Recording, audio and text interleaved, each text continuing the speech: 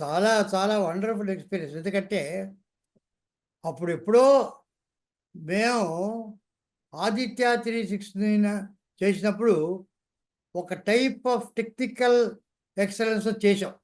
అప్పుడు మాకున్నటువంటి దీంట్లో ఇంత టెక్నికల్ అడ్వాన్స్మెంట్ ఉంటుందని మాకు అప్పుడు తెలియదు. Okay sir. కానీ ఇప్పుడు ఇంత వచ్చిన తర్వాత మిగతా సినిమాలతో కంపేర్ చేసుకుంటే అరే అరే ఇప్పుడు తీసుంటే బాగుండే అని అనిపించిన క్షణాలు ఉన్నాయి. So sir. అలాంటప్పుడు ఉన్నట్టుండి సార్. నిర్మాత శివలింగ కృష్ణప్రసాద్ గారు దీన్ని కంప్లీట్గా అప్గ్రేడ్ చేసి కాంటెంపరీ టెక్నాలజీకి ఈక్వల్గా మళ్ళీ చేసి దాన్ని మళ్ళీ రీరిలీజ్ చేస్తానంటే దీనిని దీన్ని చూడాలనే ఆసక్తి ఉన్న మిగతా వాళ్ళందరూ రావచ్చండి. నాలాంటి వాళ్ళకే చూడాలని అనిపిస్తుంది అంటే ఈ టెక్నాలజీతో. So that's very very very thrilling experience. చాలా బాగుంది, ఇంట్రెస్టింగ్గా ఉంది.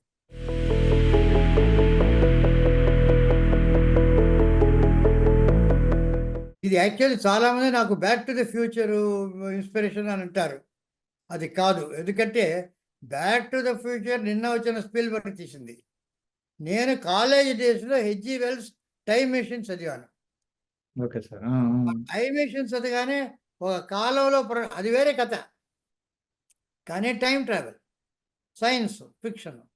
సో ఆ సైన్స్ ఫిక్షన్ కథను తీసినప్పుడు అక్కడ మా కాలేజ్ మేట్స్ అంతా కూడా దాన్ని గురించి డిస్కస్ చేయడం ఇవన్నీ జరిగింది.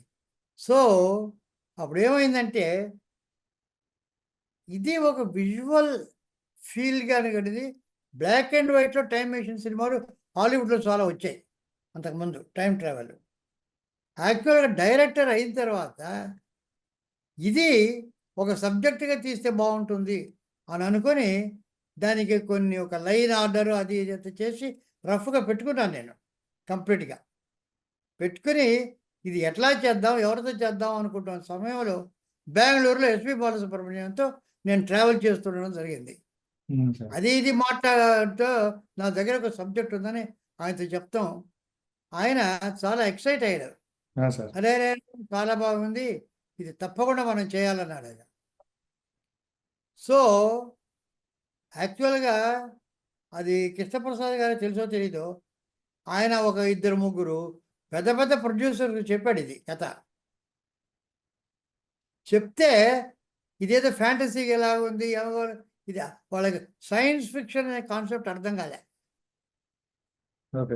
అదేదో ఇది ఎట్లా అవుతుంది, యమగోళలాగా ఉంటుందా అలాగా అనుకున్నారే. కానీ ఎస్పి బాలసుబ్రహ్మణ్యంకి చాలా నమ్మకం, అట్లా కాదండి, ఇది మనమే ఒక సపోర్ట్ చేసి మన గ్రూపులోనే కనుక తీస్తే బాగుంటుంది కృష్ణప్రసాద్ గారు చేయడం. కానీ కృష్ణప్రసాద్ గారి పెక్కి గొప్పతనం ఏంటంటే అంతంత పెద్దవాళ్ళు ఇదేమిటిని సందేహిస్తున్న సమయంలో ఇందులో ఏదో ఒకటి ఉంది అనేటువంటి ఫీలింగ్ ఆయనకు వచ్చింది. యాక్చువల్గా ఆయనకు కూడా సైన్స్ ఫిక్షన్ అనేటువంటి జానర్ తెలీదు, కానీ ఒక హంచ్, ఇది మామూలు ఫ్యాంటసీ కాదు, మామూలు చరిత్ర కాదు, ఇది ఏదో ఉంది అని చెప్పి ఆయన ఒక గుడ్డి నమ్మకంతో దూకాడు ఇందులో. అంటే ముందు వెనక చూసుకోకుండా, అంటే ఇది మనకి చేయగలమా, చేయడానికి ఎంత ఉంది అని చెప్పి ఏమైనా కూడాను ఎలా చేస్తామో మాకు తెలియదు.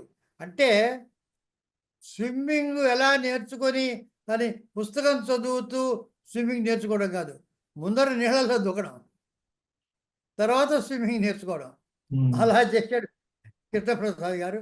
క్రెడిట్ అంతా కృష్ణప్రసాద్ గారిదే, ఆ గట్ ఫీలింగ్స్ రావడం. సో వాళ్ళు చేసి అది చెప్తే ఆయన చేద్దామన్నారు.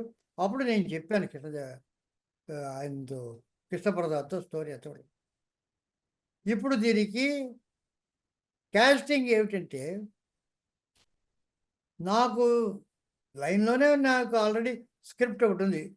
ఒక ఈరోజు కాలం, ఒక సైంటిస్టు ఒక టైం ట్రావెల్ మెషిన్ కనిపెడతాడు, అందులో బ్యాక్ వెళ్తారు. టైం ట్రావెల్ అనేది కదా, బ్యాక్ వెళ్తారు, ఫ్యూచర్కి వెళ్తారు. బ్యాక్ వెళ్తే చరిత్రకు సంబంధించి మనకు తెలిసిందిగా ఉండాలి. లేకపోతే మరి పురాణాల్లోకి త్రేతాయుగంలోకి వెళ్ళడం కాదు, మహాభారతంలోకి. అది నాకు మైండ్లో రాలేదు. నాకంటే నాకు మొట్టమొదట మైండ్లో వచ్చింది ఏంటంటే ఇండియన్ ఇండిపెండెన్స్ డే రోజు వెళ్ళాలని. గాంధీ గారు అదే అది జెండా ఎగరేయడం, అంతకుముందు గాంధీ గారిని షూట్ చేయడం అక్కడ. కానీ అది ఇన్సిడెంట్ చేస్తాం, ఒక డాక్యుమెంటరీలాగా అక్కడికి వెళ్ళి ఉంటాడు. ఇందులో ఏమి ఇన్వాల్వ్ అవుతాడు హీరో? కథలో ఇన్వాల్వ్ కాడు వాటిల్లో, ఎక్కడికి వెళ్ళినా. అలా చూస్తే నాకు రెండే రెండు చరిత్రకు సంబంధించిన ఘట్టాలు దొరికాయి ఎంటర్టైనింగ్గా. ఒకటి రాయలవారు భువన విజయం, రెండవది అక్బర్. అక్బర్ కాలంలో బీర్బల్, తాన్సేన్, అనార్కలి, సలీం వీళ్ళందరూ ఉన్నారు. కృష్ణదేవరాయల కాలంలో తిమ్మరుసు, తెనాలి రామకృష్ణుడు, అష్టదిగ్గజాలు, వీటి కథలు మనకు ఫోక్లోర్స్ అవన్నీ ఉన్నాయి. కాకపోతే ఆ అక్బరు బీర్బలు అవి ఆల్రెడీ చేశారు వాళ్ళు, నాకు అంత నచ్చలే. ఇందులో కనుక అయితే తెనాలి రామకృష్ణ ఉన్నాడు, అవి బ్యాక్ వెళ్ళి అవన్నీ చేయొచ్చు అనేటువంటి ఒక ఐడియా వచ్చింది. పైగా ఆల్రెడీ రామారావు గారు శ్రీకృష్ణదేవరాయల పాత్ర వేశాడు. తిమ్మరుసు నేను పనిచేసా, నేను స్క్రిప్ట్ కూడా ఒక వర్షన్ రాశా పింగళి నాగేంద్రరావు గారికి. ఆ రోజుల్లో నాగేంద్రరావు గారు నా చేత ఒక్కొక్క స్క్రిప్ట్ ఫస్ట్ వర్షన్ రాయించేవారు. సో తిమ్మరుసు స్క్రిప్ట్లో నేను బాగా ఇన్వాల్వ్ అయ్యాను. కృష్ణదేవరాయల పాత్ర నాకు చాలా ఇష్టం, అది ఎన్నుకున్నాం, అది చేసాం. సో అది ఎవరు వెయ్యాలి అనుకున్నప్పుడు అప్పుడు ఒకే ఒక వ్యక్తి అలాగ రాణించాలంటే ఆ రోజు రామారావు గారు వేసిన పాత్ర మళ్ళీ ఈ రోజుకి బాలకృష్ణ గారు వేస్తేనే సరే అని చెప్పి వారిని సంప్రదించడం, అక్కడి నుంచి ఆయనకి చెప్పడం, చెప్పిన మరుక్షణం బ్రహ్మాండమైన ఫీల్ అయ్యారు. ఆయన ఇమ్మీడియట్గా సూపర్ బో చేసేద్దాం. ఆయనే కొన్ని కిరీటం ఎలా ఉండాలి, అది ఎలా ఉండాలి, ఈ రకంగా ఉండాలి, నాన్నగారు అరేంజ్ చేశారు, ఇవన్నీ టకటకటక ఆయన దగ్గర నుంచి వెంటనే ఒక ప్రవాహంలాగా ఒక స్పాంటేనియస్ వచ్చింది. మనం ఎలా చేయాలని డిగ్నిఫైడ్గా ఆయన చెప్పి ఆయన ఇన్వాల్వ్ అయిపోయాడు. అప్పటి స్కెచెస్ ఎట్లా ఉండాలి అని చాలా మాట్లాడాడు. కానీ దీంతో పాటు భవిష్యత్తు నాకు చాలా ఇంపార్టెంట్. కృష్ణదేవరాయల పాత్ర అందరికీ తెలిసిందే, ఆ కథ అందరికీ తెలిసిందే. భవిష్యత్తులో కంటే ఏ రకంగా ఉంటుంది అనేది అది పూర్తి ఊహ ఆలోచన. అప్పుడు అమెరికన్ లైబ్రరీకి వెళ్ళా. అక్కడ ఫ్యూచరాలజీ అని ఒక కంప్లీట్ సెక్షన్ ఉంది. ఆ ఫ్యూచరాలజీ చదివితే అది చాలా పెద్ద సబ్జెక్ట్. అది అంటే ఈవేళ ఒక చోట ఒక ఏరియాలో ఒక యూనివర్సిటీ ఒక కాలేజీ కట్టాలనుకోండి, 50-75 సంవత్సరాల తర్వాత ఆ ఏరియా ఎలాగ ఉంటుంది అనేటటువంటిది అంచనా వేయడం స్టాటిస్టిక్స్తో, అది ఫ్యూచరాలజీ. సో ఎన్నెన్ని రోడ్లు వస్తాయి, ఎంతమంది పాపులేషన్ పెరుగుతారు, ఎన్నెన్ని అంగళ్ళు వస్తాయి, జనానికి ఎట్లా ఉంటుంది, ఇవన్నీ టౌన్ ప్లానింగ్. ఇప్పుడు ఏదో ఒకటి సిటీ ఏదైనా కట్టాలనుకుంటే, క్యాపిటల్ ఏదైనా కట్టాలనుకుంటే 70-100 సంవత్సరాలు అయిన తర్వాత ఎలా ఉండాలనేది అంచనా వేయాలి. అది అసలు మెయిన్ ఫ్యూచరాలజీ. కానీ నాకు కావాల్సింది కట్టుకథలు ఫ్యూచరాలజీలో ఎవరెవరు చేస్తారని. అది నేనే ఇమాజిన్ చేసుకొని ఎవరో మైండ్లో ఏదైనా చేస్తుంటే వాయిస్లో వస్తుందని, ఇటువంటివన్నీ కూడాను మేమంతా ఊహించుకొని తమాషాగా నేను జంధ్యాల కూర్చొని అవన్నీ అనుకున్నాం. చక్కటి మాటలు, మన మనసులో ఏదనుకుంటే అది నోట్ల నుంచి వచ్చేస్తుంది మాటగా. కాస్త ఆలోచించవద్దు అంటే ఆలోచించకుండా ఎలాగ ఉన్నానండి ఆయనకి. ఇటువంటివన్నీ కూడా మేము అల్లుకొని ఫ్యూచర్ అంతా బాగా ఎంజాయ్ చేస్తూ రాసుకున్నాం.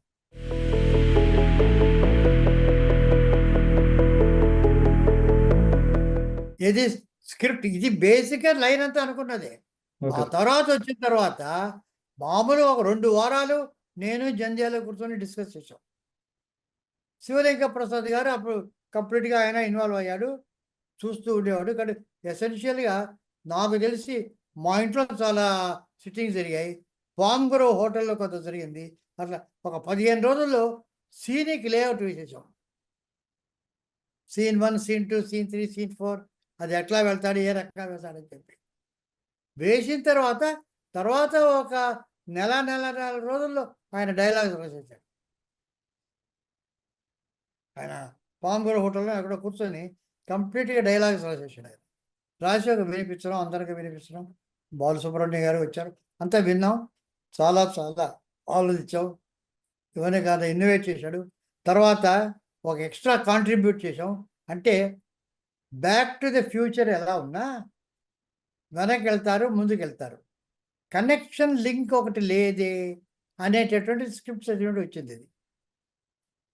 స్క్రిప్ట్ చదివినప్పుడు కాదు, సీనిక్ కార్డు వేసినప్పుడు. అప్పుడు థాట్ ఏమిటంటే ఈ కాలంలో మ్యూజియంలో ఒక వజ్రం ఒకటి ఉంటే అది రాయలవారి కాలంలో వజ్రం అని,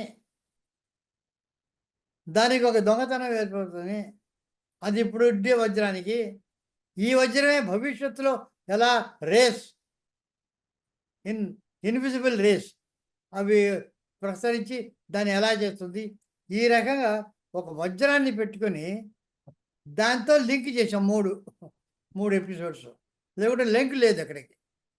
సో ఇది భవిష్యత్తు, వర్తమానం, తర్వాత పాత కాలం, భూతకాలం, భూత భవిష్యత్ వర్తమాన కాలాలు అలా చేసాం. ఆ వజ్రం ఒకటి యాడ్ అయింది. దాంతో ఆయన స్క్రిప్ట్ రాసేసాడు.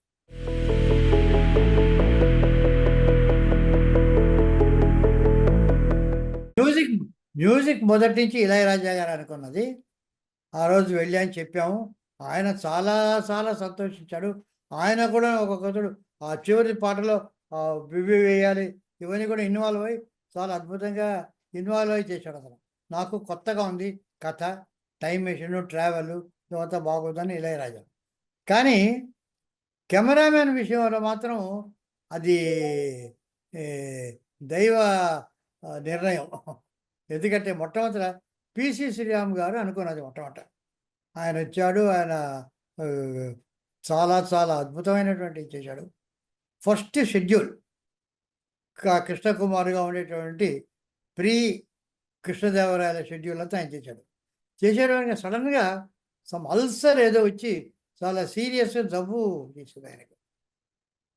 సో అతను చేయలేకపోయాడు. వాళ్ళ మదరు అసలు ఎవరిని మేము ఊరికి చూడడానికి వెళ్ళాలన్నా ఆవిడ అలౌ చేయలేదు మమ్మల్ని. ఎందుకంటే మళ్ళా షూటింగ్కి పిలుస్తారేమో మమ్మల్ని. అతన్ని రెస్ట్ తీసుకుంటున్నాడు, అతను రాడు, లేకపోతే మేము పిలవడానికి వెళ్ళామా, మేము చూడమంటే వద్దు అనేసింది. మేము చూడలేదు.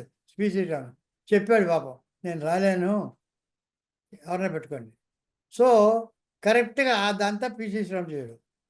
అక్కడి నుంచి ఒక 2 మాసాలు రాయలవారి సెట్టు, ఆ హాలు అవన్నీ చేయాలి. దానికి అలాట్ చేసాం కృష్ణదేవరాయలకి. కరెక్ట్గా అదృష్టవశాత్తు విఎస్ఆర్ స్వామి గారు ఆ డేట్స్ ఆయన ఖాళీ. అంతకుముందు ఏదో పిక్చర్ అయింది, నెక్స్ట్ పిక్చర్ ఎప్పుడో స్టార్ట్ అవుతుంది. కరెక్ట్గా 2 మాసాలు వెంటనే ఒప్పుకున్నాడు. అవంతా విఎస్ఆర్ స్వామి గారు చేశారు టోటల్గా అక్కడ. అదా సో ఆ లైటింగ్ కూడా ఆ కాలపు విఎస్ఆర్ స్వామి గారు చేసిన పద్ధతిలో, ఇది పిసి శ్రీరామ్ చేసే పద్ధతిలో వచ్చింది. కానీ విఎస్ఆర్ స్వామి గారి కాగానే ఆయన అక్కడికి వెళ్ళాల్సి వచ్చింది, కాల్ షీట్స్ అయిపోయింది. సో అప్పుడు కబీర్లాల్ ఆల్రెడీ కొన్ని ట్రిక్స్ అవి చేశాడు కనుక భవిష్యత్ అంతా కబీర్లాల్ చేశాడు. సో ఇది ప్యూర్లీ దైవనే, అది అదృష్టం మాది కాదు. ఈ కెమెరామెన్ మాత్రం 3 కెమెరామెన్ దీనికి ఇలా ఉండాలా, ఒక్కొక్క ఏజ్కి తగ్గట్టు, ఆ లైటింగ్కి తగ్గట్టు ఒక్కొక్క కెమెరామెన్ ఉండాలా అని ఏదో ఒక అతీత శక్తి ఒకటి నిర్ణయించింది. దాని ప్రకారం ఏం చేశాం.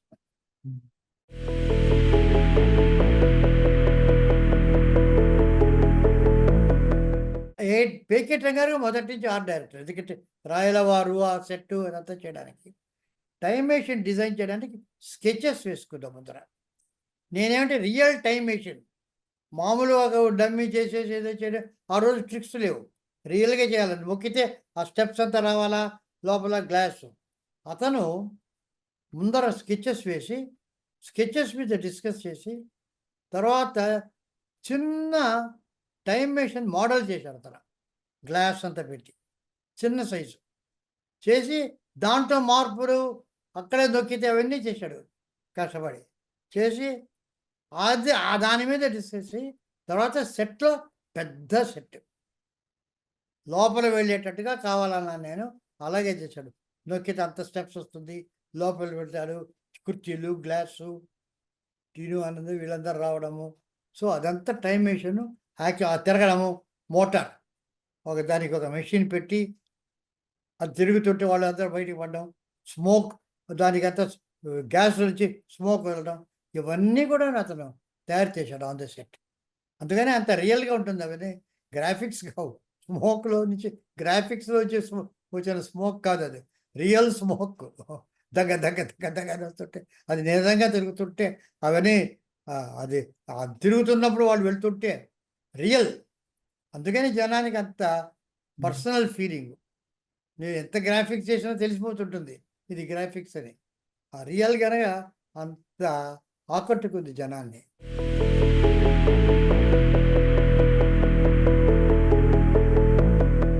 యాక్చువల్గా అంటే కేర్ అంటే బాలకృష్ణ గారు ఉన్నారు. మాకు ఈ సబ్జెక్ట్లో ముఖ్యమైనది ఏంటంటే టైం కావాలి. ఇక్కడ నాకు చెప్పారు చాలామందిని కృష్ణప్రసాద్ గారు ఇవన్నీ యాక్చువల్గా తీసుకున్నది ఆర్టిస్టు సంప్రదించడం. ముఖ్యంగా నాకు విజయశాంతి గారిని ఎప్పుడు మీట్ కాలేదు యాక్చువల్గా. నేను ఏ రోజు ఆమెతో దీని గురించి సంప్రదించలే, నాకు దాని గురించి తెలియదు. అది ఆయన పాటికి ఆయన వాళ్ళు బాలకృష్ణ గారు అంత అనుకొని విజయశాంతి గారు ఉంటే బాగుంటుంది. ఆమె చాలా ఎక్సైట్ అయింది పాపం, తప్పకుండా చేయాలని. కానీ టైము, కాల్ షీట్స్ వాటి మీద ఉంది.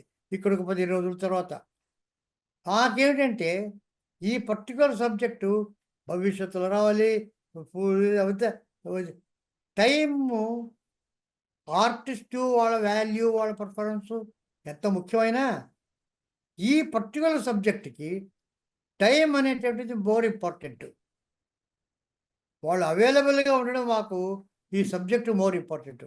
అందుకని ఎవరికన్నా చూద్దామంటే మరి కృష్ణప్రసాద్ గారు ఎలా చేశారో, నాకు మోహిని అనే అమ్మాయి ఎలా వచ్చిందంటే, నేను అప్పుడు మైకేల్ మదన కామరాజన్ చేస్తున్నాను, ఆ వర్క్లో ఉన్నాను. సో పంజు అరుణాచలం గారని ఆయన నాకు చాలా పరిచయం. ఒకరోజు మాట్లాడుతున్నాను ఆయనతో నేను. ఆయన గొప్ప నిర్మాత, పాటల రచయిత ఇవన్నీ కాకుండా ఒక చాలా ఫెనటిక్ రేస్ గోయర్ ఆల్సో ఆయన. ఎప్పుడు హార్స్ రేస్ పుస్తకం పట్టుకొని ఉంటాడు ఆయన. అది ఆయన ఒకరోజు నేను మాట్లాడుతూ మేము ఈ రకంగా వెతుకుతున్నామంటే ఆయన చెప్పాడు, ఆయన హార్స్ క్లబ్లో సెక్రటరీ ఒక అయినాడు. ఆయనకి నాకు బాగా పరిచయము. ఆయన కూతురు ఒక ఆమె ఉంది మోహిని అని, ఏదో ఒక పిక్చర్ చేసి తర్వాత ఎవరో చెప్పారు శ్రీరామ్, పిసి శ్రీరామ్ కూడా ఆమెకు ఏదో తెలుసు అని చెప్పారు, నాకు తెలియదు అది. ఈయన వెంటనే ఫోన్ చేసి అది అరేంజ్ చేస్తే వచ్చి చూసి సెట్కి వచ్చింది, టెస్ట్ చేసాం. మెయిన్ మాకేంటంటే అందంగా ఉంది, డ్యాన్స్ చేస్తుంది, అంతా చేస్తుంది, కొత్త ఏదో ఒక పిక్చర్లో చేసింది. కానీ availability through out the picture availability అది ముందర అడిగాం. నాకే అభ్యంతరం లేదు. She is excited. ఇటువంటి పిక్చర్ దొరకడం కట్టడం నేను తప్పకుండా చేస్తాను. ఆ అవైలబిలిటీ చాలా ఇంపార్టెంట్ అయింది. సో ఫ్యూచర్కి వెళ్ళినా, కృష్ణదేవరాయలకి వెళ్ళినా, ప్రజెంట్కి వెళ్ళినా త్రూ అవుట్ ఆమె ఉండింది. అది చాలా మాకు ఇంపార్టెంట్ అది. అందుకని ఆ మోహిని అవన్నీ బుక్ చేశాం.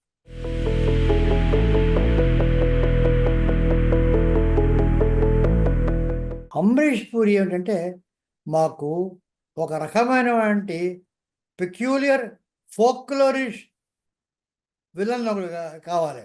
అందులో మిస్టర్ ఇండియా అటువంటి మొగ్గాంబో అని ఇవన్నీ చేస్తూ, అంటే పిల్లలకు జనరల్గా అది వాళ్ళు ఎంజాయ్ చేస్తూ అలాంటి ఒక విలను, రెగ్యులర్గా చాలా భయపడే విలన్ కాదు, అతను చూస్తే ఒక ఎంటర్టైన్మెంట్ వచ్చే విలను. అది నాకు అమరీష్ పూరిలో కనిపించింది. అతన్ని పిలిపించి అదే అందుకనే అతను వచ్చినప్పుడల్లా వాయిలెన్స్ వాయించడము, అతనికి ఒక పెక్యూలియర్ అన్ని రకరకాల క్యూరియస్ పెట్టడం, ఇటువంటివన్నీ కూడాను. గన్ ఎత్తినప్పుడు అందరూ వాయిలెన్స్ వాయిస్తుంటారు, ఏదేదో క్యూరియస్ అవన్నీ వజ్రాలు ఎక్కడున్నా, ఒక తంబూర ఉన్నా, ఒక వీణ ఉన్నా సేకరించడం, ఇటువంటి ఫన్నీ లుక్ ఉండింది. సో ఈ బుక్ అమరీష్ పూరి గారు ఎంజాయబుల్.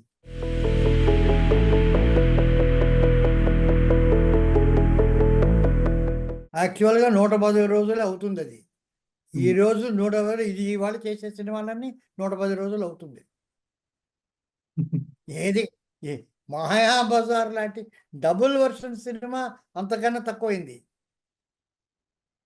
ఇదేమిటి ఒకే వాళ్ళు ఏమిటి కృష్ణుడు, రంగారావు, నాగేశ్వరరావు, సావిత్రి తప్ప అక్కడ వేరే బలరాముడు, ఇక్కడ వేరే రాముడు, అక్కడ వేరే ఛాయాదేవి, ఇక్కడ వేరే అంతవే డబుల్ వర్షన్. అక్కడ జమినీ గణేశను, ఇక్కడ నాగేశ్వర గారు ఇంత ఉండి లెస్ డేస్లో చేశారు ప్లానింగ్ నీకు కరెక్ట్గా గుణగులు అక్కడ ఉండాలి అంటే కరెక్ట్గా అది ప్లాన్ లేకుండా అక్కడ వచ్చి ఇక్కడ తీద్దాం అక్కడ తీద్దాం అన్ని యాంగిల్స్లో తీసి ఒక నిర్ణీతమైనది లేకుండా ఎడిటర్కి ఇచ్చి మళ్ళీ రీషూట్ చేసి ఇట్స్ నాట్ ది వే.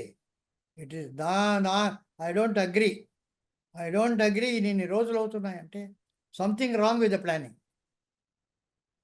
పెద్ద పెద్ద చేయడం పక్కా ప్లానింగ్. ఇప్పుడు హాలీవుడ్ నాకు తెలిసినంత వరకు పెద్ద పెద్ద పిక్చర్స్ 2 సంవత్సరాలు 3 సంవత్సరాలు స్టోరీ బోర్డింగ్ కూడా ప్లానింగ్ తీసుకుంటారు. వచ్చేటప్పటికి అంతే లిమిటెడ్ టైం టక ఫినిష్ చేస్తారు. పెద్ద పెద్ద పిక్చర్స్ 8 వీక్స్లో చేశారు వరుసగా హాలీవుడ్లో.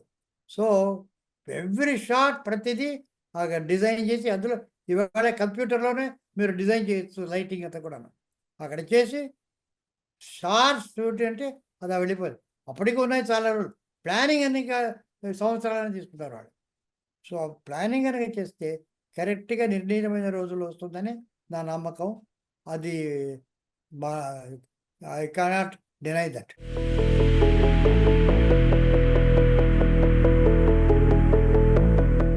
కృష్ణదేవరాయలు అనుకున్న తర్వాత ఒక బాలకృష్ణ గారు తప్ప ఇంకే లేదు. కృష్ణదేవరాయలు అనుకున్న తర్వాత వెంటనే ఆయన, ఎందుకంటే వాళ్ళ నాన్నగారు చేశారు, వాళ్ళు చేశారు బాగా. కృష్ణ ఇంకెవరు ఉన్నారు ఇప్పుడు ఆలోచించిన ఇవాళ కూడా నాకు దొరకడం లేదు. So that is the thing. Balakrishna గారికి వెళ్ళడం, ఒకసారి అపాయింట్మెంట్ ఫిక్స్ చేయడం, రాయడం. సో ఆయనే కరెక్ట్. ఇవాళ కానీ ఇప్పటికి వరకు నాకు ఆ రీప్లేస్మెంట్ లేదు బాలకృష్ణ గారికి కృష్ణదేవరాయలకు.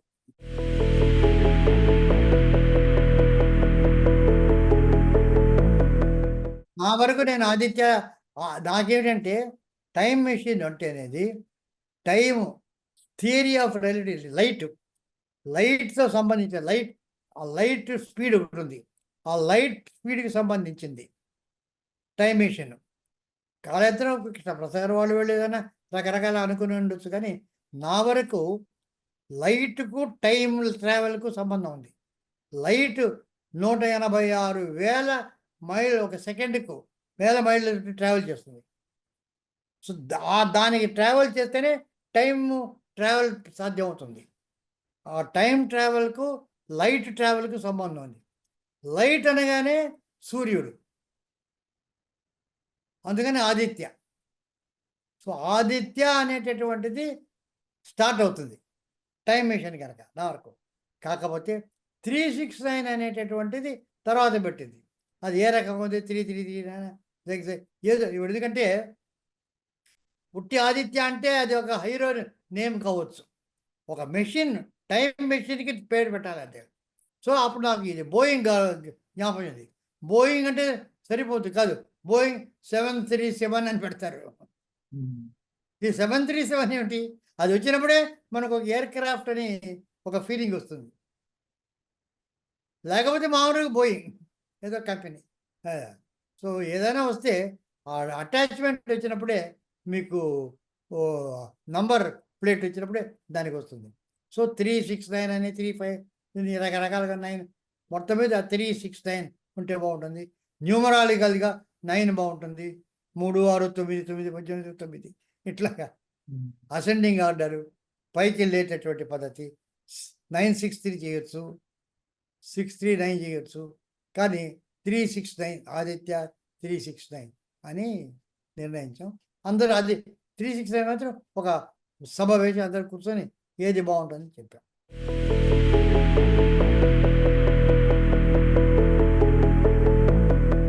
అట్లా బాగా ఆడిందట అవును.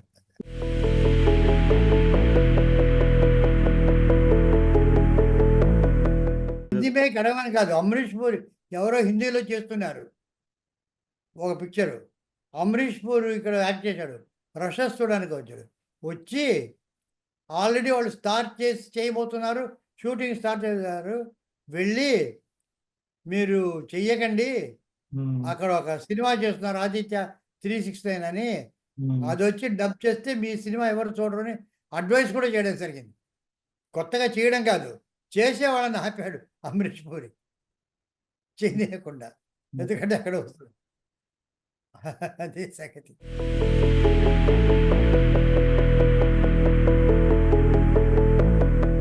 అది అంటే పాపం మేము స్క్రిప్ట్ చేసి బాలకృష్ణ గారికి చాలా చాలా ఎంతూజియాజం. ఏ రోజైనా ఇది చేసి తీరాలి. సో ఆ రకంగా మేము చేసాం. నేను ఒక లైక్ చెప్పి కంప్లీట్‌గా స్క్రిప్ట్ కూడా రాశాను. టోటల్‌గా స్క్రిప్ట్ తయారు చేశాను కంప్లీట్‌గా. ఆయన చాలా ఎక్సైటెడ్. ఇవాల్టికి కూడా అది ఆయన్ని మొట్టమొదటి వాళ్ళ అబ్బాయిని ఇంట్రడ్యూస్ ఫిల్మ్‌గా అనుకున్నారు కూడా. దీన్ని ఎలాగైనా చేయాలని చెప్పి అనౌన్స్ కూడా చేసి అంతా చేశారు. డిస్కస్ చేశాము. కానీ ఆయనకి ఇంకా ఉంది. ఎప్పుడన్నా ఉన్నప్పుడు ఏ రోజైనా అది మనం చేద్దాం అని అంటున్నారు. సరే ఎప్పుడుదవుతుందో ఏమవుతో అది దైవ నిర్ణయం. కృష్ణ ఆదిత్య తీసిన అలా దైవ నిర్ణయం. ఇది కూడా సీక్వెల్ కూడా అదే దైవ నిర్ణయం. ఎప్పుడైతే అప్పుడు.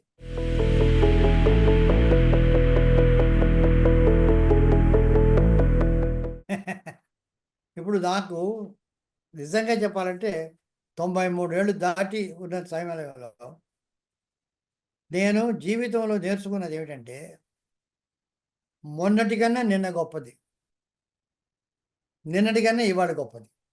ఆ పాత కాలంలో ఎంత బాగుండేది క్లాసిక్స్ నేను నమ్మను. ఆ రోజు అందరూ ఆ రోజు చాలా చాలా మంచివి ఉన్నాయి, ఈరోజు మంచిగా ఉండేవి, ఈవిడంతా చాలా హాయిగా ఉండేది, ఏమి మ్యూజిక్, ఆ మ్యూజిక్ పడితే ఎవరు చూడరు. అవి బాగా లేదు అని కదా ముందుకు వెళ్తున్నాం అన్నాం.